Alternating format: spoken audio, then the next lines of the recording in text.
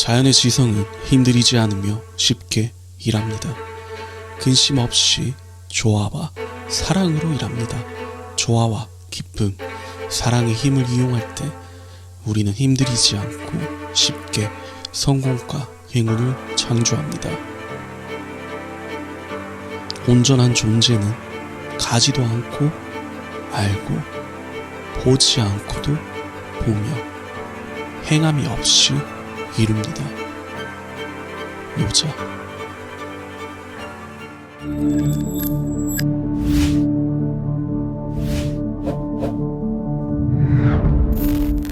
여러분 안녕하세요. 3L입니다. 오늘 말씀드릴 내용은 성공을 부르는 7가지 영적 법칙 중 4번째 법칙, 최소 노력의 법칙입니다. 최소 노력의 법칙은 자연과 관련이 있어요. 우리 자연이 일하는 것을 관찰해 보면 언제나 최소 노력을 들이고 있음을 알게 됩니다. 제가 이전에 리뷰했던 트랜서핑 시리즈에서도 내부 의도가 아닌 보이지 않는 우주적 힘, 외부 의도를 활용하면 언제나 가장 적은 에너지를 사용해서 목표물에 도달하는 최적의 루트로 작동을 한다고 말씀드렸습니다. 지금 리뷰하는 성공을 부르는 7가지 영적 법칙에서 말하는 최소 노력의 법칙도 같은 맥락입니다. 여러분 한번 자연 떠올려 보세요. 풀들은 자라기 위해서 막 애쓰나요? 그냥 자연스럽게 자라잖아요. 그저 자랄 뿐이잖아요. 물고기도 헤엄치려고 애쓰나요? 아니에요. 자연스럽게 헤엄칠 뿐입니다. 꽃들은, 그 아름다운 꽃들은 굳이 강압적으로 이쁘게 피려고 하나요? 아니요. 그냥 자연스럽게 아름답게 피어납니다. 인도의 고대 철학인 베다 과학에서는 이 원리를 경제적 노력의 원리 혹은 덜 행하고 더 많이 이루는 원리라고 하고 있습니다. 궁극적으로 우리는 아무것도 하지 않고 모든 것을 이루는 상태에 이르게 됩니다. 아주 약간의 미묘한 의도만 있어도 그 의도가 노력 없이 실현되는 것입니다. 우리가 흔히 기적이라고 부르는 것도 실제로는 최소 노력의 법칙이 표현된 것입니다. 만일 창조주가 있다고 가정해봐요. 전지전능한 창조주가 있다 가정해봐요. 그 창조주가 자신의 세상을 창조하는데 막 열심히 하고 노력하고 피땀 흘리는 그런 모습으로 창조했을까요? 아니요. 창조주 그 상태 그 자체에서 약간의 의도, 씨앗을 품음으로써 만물을 창조했을 겁니다. 마찬가지로 여러분도 그렇다고요. 우리가 이 자연의 지성과 연결이 되면 자연스럽게 활용할 수 있게 됩니다. 이를 제가 리뷰했던 트랜서핑 시리즈에서는 영혼의 목소리라고 표현하고 있죠. 이 책의 저자 디펙 초프라는 에고 중심의 삶 대신 참나를 기반으로 하는 삶을 살아라고 표현하고 있어요. 제가 참나 자리가 어떤 자리라고 했죠? 창조주의 자리라고 했잖아요. 이 창조주의 자리를 기반으로 하는 삶을 살아라고 표현하고 있다고요. 그럼 그 반대인 에고 중심의 삶은 어떤가요? 에고 중심의 삶은 언제나 통제하고 지배하려고 듭니다. 그 이전 창조주의 자리, 참나의 자리는 사랑의 자리라면 에고 중심의 자리는 두려움의 자리예요. 두렵기 때문에 통제하고 지려고 하는 겁니다. 그래서 제가 가장 좋아하는 영적 구절 중에 하나가 분노는 사랑의 요청이다 라는 구절이 있어요. 조금 이야기해서 했는데 이건 여기까지. 그리고 이 에고 중심의 자리는 언제나 외부에서 인정을 기대합니다. 이런 통제 과정 자체가 굉장한 에너지 소모의 과정입니다. 여러분도 한번 체험해보거나 내가 이런 길을 조금이라도 걸어봤는 사람은 이게 얼마나 지치고 힘든 길인지 알 거예요. 이 에고의 길로서 남들이 보기에는 굉장히 높은 자리 혹은 많은 것을 가진 것처럼 보이는 자리에 갈 수 있습니다. 하지만 그 사람의 내면은 끊임없는 갈등과 고통이 가득합니다. 그런 사람들의 자리는 어떤 자리냐면 힘들게 권력이나 힘을 얻고 아주 긴 시간 동안 고통스러워합니다. 또 그 고통을 얻고 짧은 쾌락이 오고 또 긴 시간 동안 고통스러워해요. 그래서 소크라테스가 그런 말 했잖아요. 권력이라는 건, 정치적으로 높은 자리라는 건 실제 그런 자리에 있어야 되는 사람이 권력욕이 전혀 없는 사람이 그런 자리에 있어야 된다고 그런 말을 했었습니다.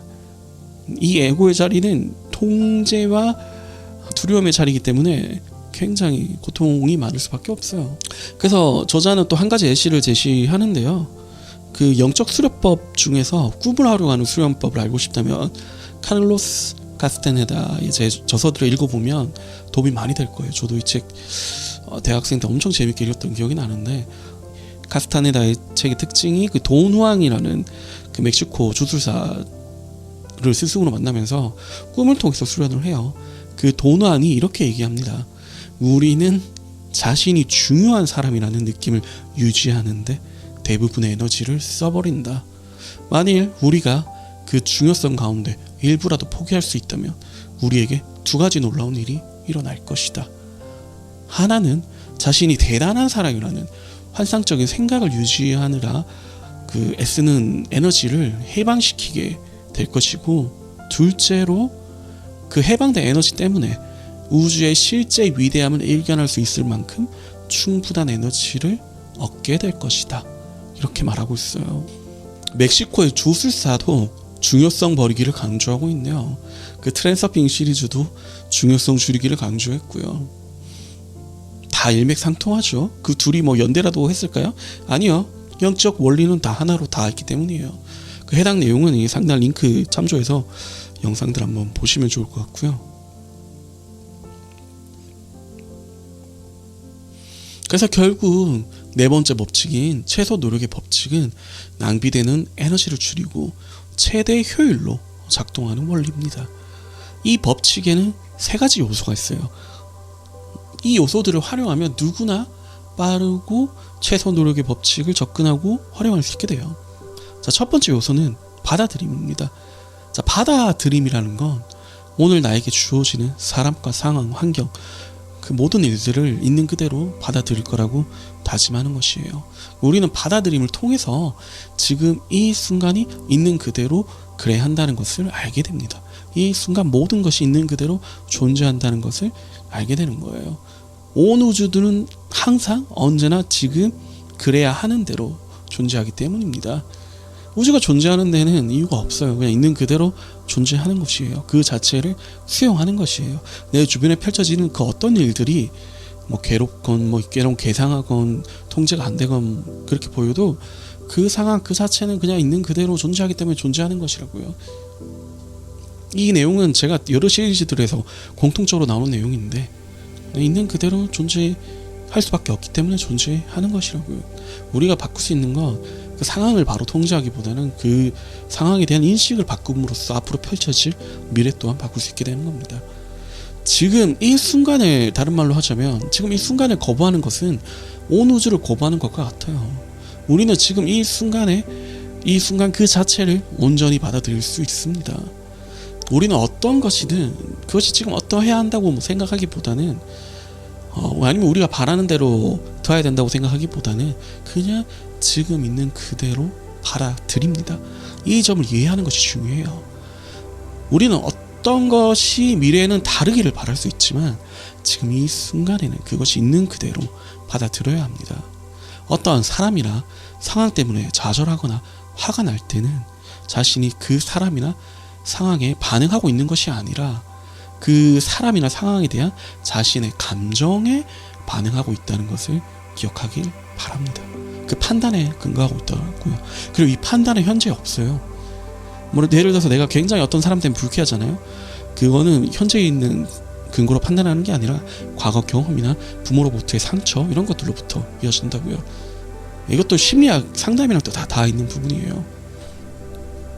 자신의 감정들은 다른 사람의 잘못이 아닙니다. 이 점을 완전히 이해하면 자신의 감정에 스스로 책임지고 변화시킬 수 있게 됩니다. 즉 모든 것을 있는 그대로 받아들일 때, 자신의 문제로 여길 때 모든 사건과 상황에 책임을 질 수 있습니다. 그러면 자연히 최소 노력의 법칙도 두 번째 요소 책임으로 나아갑니다. 여기서 책임이라는 것이 무엇을 의미할까요?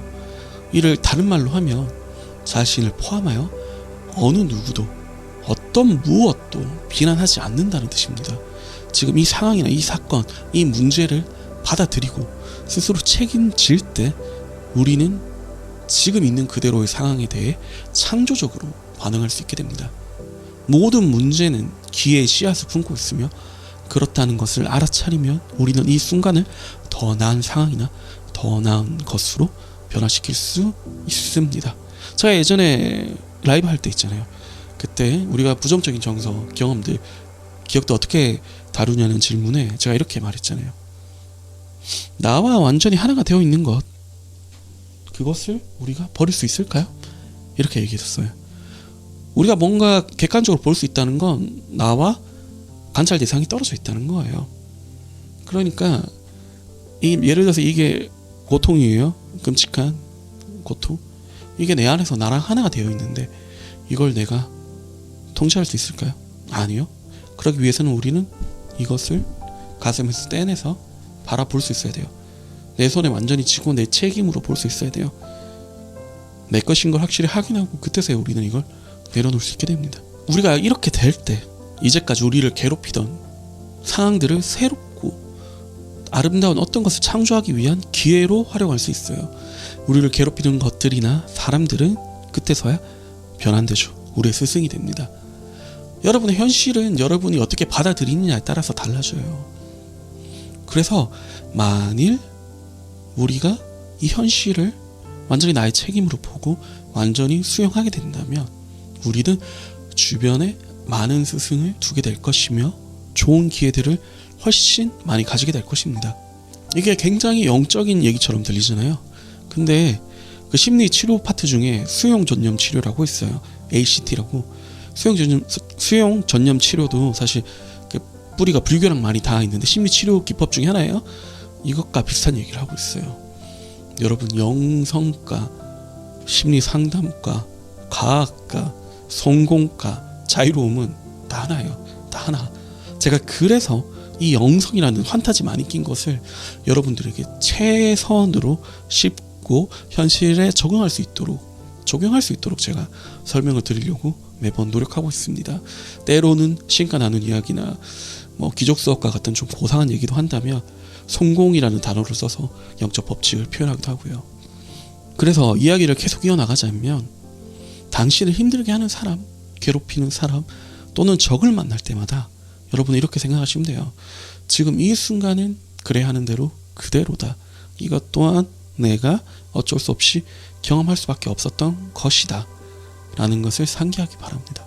지금 이 순간은 자신의 삶에 어떤 관계를 끌어들였던 간에 그 관계들은 정확히 지금 이 순간에 우리의 삶에 필요한 것들이에요.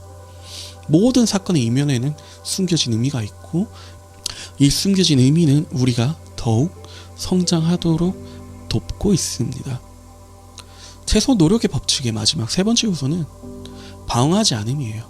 이는 사람들에게 우리의 관점을 설득시키거나 납득시킬 필요를 느끼지 못함을 의미합니다. 이거 사람들 굉장히 많이 애를 쓰는 부분이죠. 특히 정치 파트나 이런 가치관 파트 이런 거 다툼이 생기면 이런 것들을 굉장히 애를 쓰는 사람들을 볼 수가 있는데 사실 저도 그런 면이 어느 정도 있고요. 주변 사람들을 잘 관찰해보면 그들이 자신의 관점을 방어하는데 굉장히 많은 시간과 에너지를 쓰고 있음을 알게 될 것이에요. 우리는 우리의 관점을 방어하려는 욕구를 포기함으로써 이전까지 낭비되었던 엄청난 에너지를 쓸 수가 있습니다. 우리가 언제나 자신의 관점을 방어하고 남들을 비난하고 지금 이 순간을 받아들이지 않을 때 우리의 삶은 저항에 부딪히게 됩니다. 저항에 부딪힐 때마다 그 상황을 억지로 통제하려고 한다면 저항은 더 커질 뿐이에요.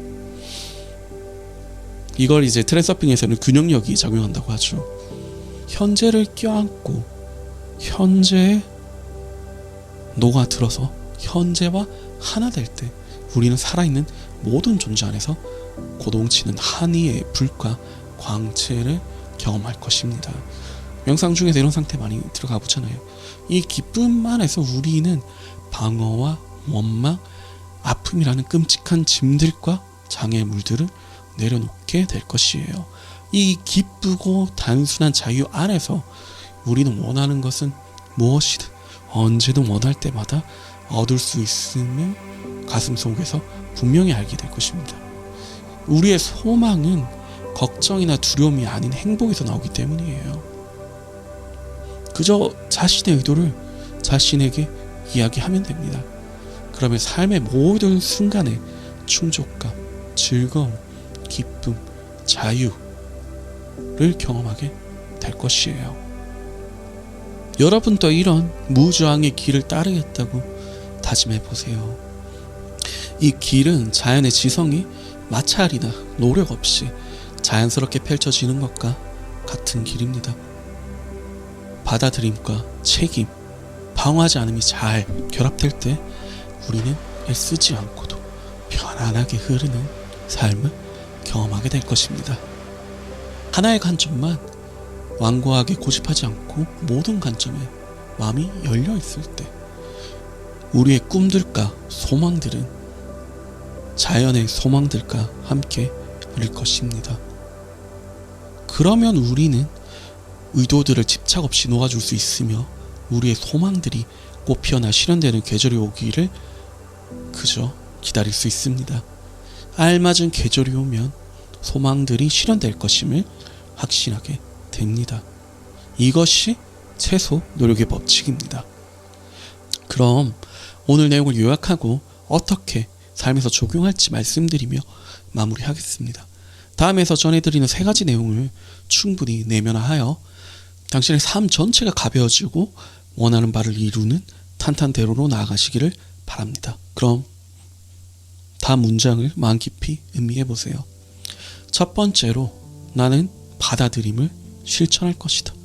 오늘 나는 나에게 주어지는 사람들과 상황들, 환경들, 사건들을 받아들일 것이다. 나는 지금 이 순간이 있는 그대로여야 한다는 것을 알 것이다. 온 우주가 있는 그대로여야 하기 때문이다. 나는 지금 이 순간을 거부함으로써 온 우주를 거부하지 않을 것이다. 나의 받아들임은 온전하고 완전하다. 나는 모든 것을 내가 바라는 대로가 아니라 지금 이 순간을 있는 그대로 받아들인다. 두 번째, 나는 모든 것을 있는 그대로 받아들이면서 내가 문제로 여기는 모든 사건들과 상황에 책임을 질 것이다. 책임을 진다는 것은 나의 상황에 대해서 어느 누구나 어떤 무엇도 비난하지 않는다는 뜻임을 나는 안다. 또한 모든 문제는 위장된 기회이며 깨어있는 마음으로 기회들을 알아차리면 지금 이 순간을 받아들여 더 큰 혜택으로 변화시킬 수 있음을 안다. 세 번째, 오늘 나의 자각은 방어하지 않음에 자리 잡고 있을 것이다. 나는 내 관점을 방어할 필요를 포기할 것이다. 나는 사람들이 내 관점을 받아들이도록 설득하거나 납득시킬 필요를 느끼지 않을 것이다. 나는 모든 관점에 마음을 열어둘 것이며 어느 하나의 관점을 완고하게 고집하지 않을 것이다. 책에서 제시하는 이 내용들은 사실 단순해 보이지만 깊은 영적 원리를 내포하고 있습니다. 조금 공부를 해보신 분들이라면 이러한 내용들이 기독교, 불교, 그리고 기족 수업, 카발라, 이런 같은 다양한 영적 가르침과 맥락을 같이 한다는 것을 알 수 있을 거예요. 따라서 저는 이 책을 리뷰하면서 나오는 요약 파트들은 만트라처럼 자신에게 되뇌이는 것도 굉장히 효과적일 것이라고 보고 있습니다. 우리의 현재 모습, 사고 패턴은 오랜 시간이 걸쳐서 형성된 것입니다. 이러한 에고적 사고 패턴을 성령적 혹은 영적인 사고 패턴으로 변형하는 것에는 어느 정도 반복과 시간을 필요로 합니다. 그럼 언제나 여러분의 삶에 사랑과 빛이 가득하도록 돕는 3L입니다. 감사합니다. 다음은 성공을 부르는 7가지 영적 법칙 중에 의도와 소망의 법칙으로 찾아뵙겠습니다.